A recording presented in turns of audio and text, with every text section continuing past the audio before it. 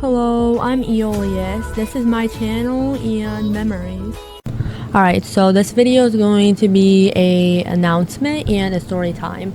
So basically the announcement is I changed the labels of my sexuality and y'all are like kind of outdated or just assuming my sexuality. So basically I'm a trans guy. I'm KDO romantic, gray arrow spike romantic, and then I'm mid romantic, and then I'm asexual and a Arctic Fox therian. Mid sexuality is where you are attracted to masculine nature, but like it can include masculine women, non-binary people that are masculine, trans men, and then of course men. And then gray arrow spike romantic would be gray romantic plus arrow spike, which gray romantic is when you experience romantic attraction very lightly under specific unusual conditions or very rarely, and that arrow spike is when you like go like from feeling completely aromantic and then spikes up. I'm specifically probably arrow. I picked gray arrow spike romantic because like I feel like it fits better, because sometimes like my romantic attraction does spike, but not for too long, and it does depend on the situation too. Then KDO romantic is when your romantic attraction gets cut off because of trauma. I will get into that in the story time part of this video. Then for the story time, so how I figured out I was transgender is I think I have some memories from like elementary, but I'm not sure if they're like fake.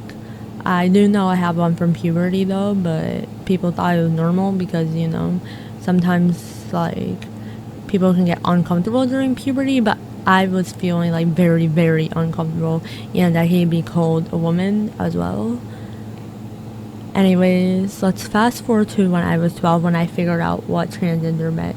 So let's fast forward to a few months before I figured it out. So I went to the summer camp and then they wanted me to wear a bow. I really did not want to wear the bow just because they thought I was a girl.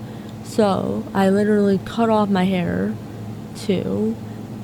Like, I want to try this new haircut, and then also I was just like, hell no, I'm not wearing that bow. If I cut off my hair and make it like short so I'll have to put my hair into this ponytail bow, maybe they'll make it so I don't wear it. They still made me wear the skirt and the bow. They made me wear a bow without the ponytail. Like, I understand you think I'm a girl, but I'm not a girl, and I'm trans, buddy. Okay. And then fast forward to November 2022, and that's when I found out you can be transgender, and then I was struggling to get used to it at first. So, like, I was used to see her pronouns, of course. Yeah, I still hate being called a woman. And then I switched to non-binary as well because people weren't like respecting the fact that I was a trans guy. And then when I was 13, I finally started getting comfortable with he, him pronouns, but I didn't really care about pronouns too much. I just didn't want people calling me she, such, her, so I was fine with they, them, their pronouns. I was fine with it's, it, and then of course I still went by he, him. And then fast forward to when I was 14 when I found out that I'm Arctic, 13 turning 14 when I found out I'm an Arctic Fox therian. I found out about the community from YouTube source, and I did some research into it because I thought it was cool, and I found out that I was a therian from that. And of course, I found out I'm an artifact therian specifically because of my urges. And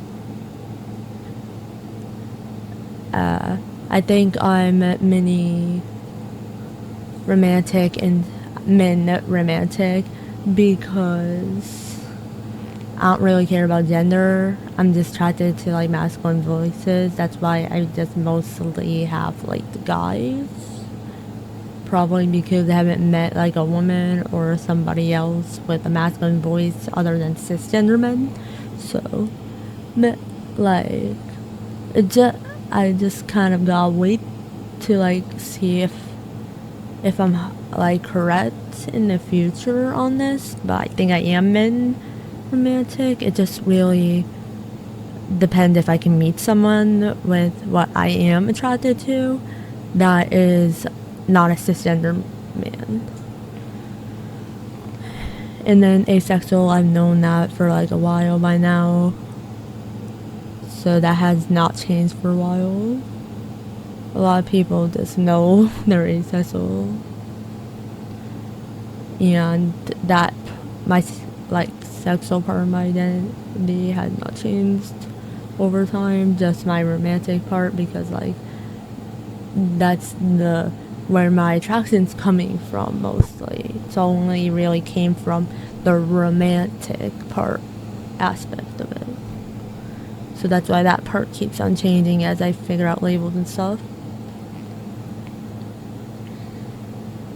And then when I was 14, I wanted to wear a dress because I thought like the way it would flow would be like stimmy.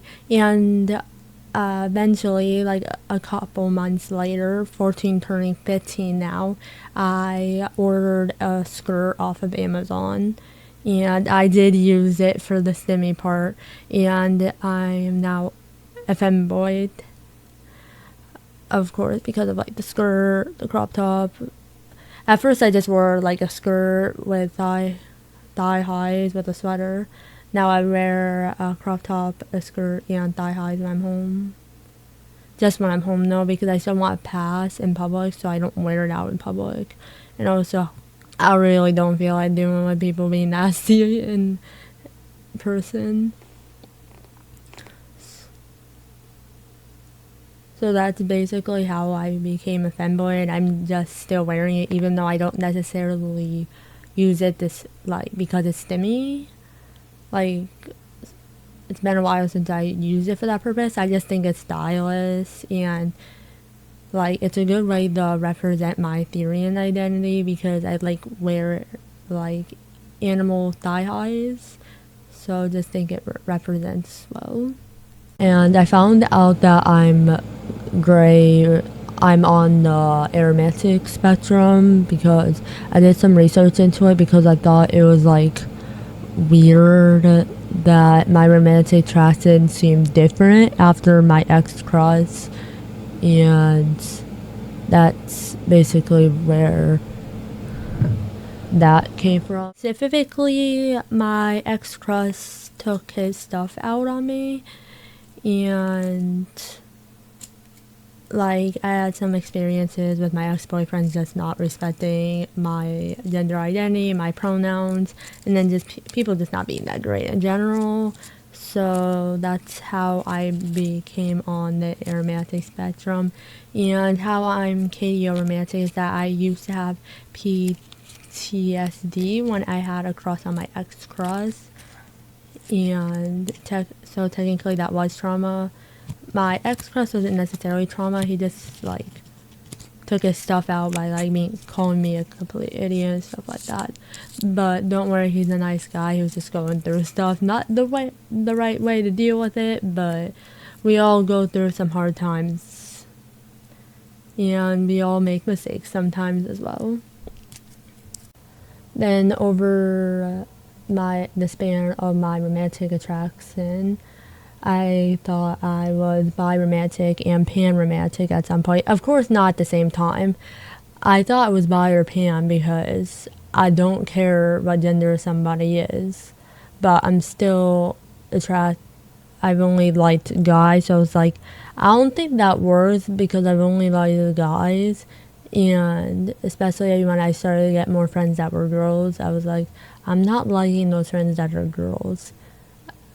I think it's just because of the fact, like, as I mentioned, I'm attracted to masculine voices. So I think I'm in romantic because it makes the most sense with the masculine voices. And then otherwise, I'm not really attracted to anything besides the person's personality. Like, they just gotta be nice and stuff like that. I also used to think I was andro romantic, but I stopped going by that label because I felt like it didn't encompass the fact that I'm attracted to masculine voices and not necessarily people that like express themselves masculine. Like, I'm attracted to the voice, not the person's presentation. Like, sure, I'm attracted to somebody's personality, but I'm not attracted to like masculine, feminine, or a strongness energy in a personality. I just like you if you're nice and I like your voice. Because, of course, I don't like every single masculine voice, but I'm attracted to, like, only masculine voices. And then when I was 14, I also went back to thinking I was non-binary because I was having some negative experiences with people again, and I was just confusing myself. So that's that. So basically, this is it for the story time.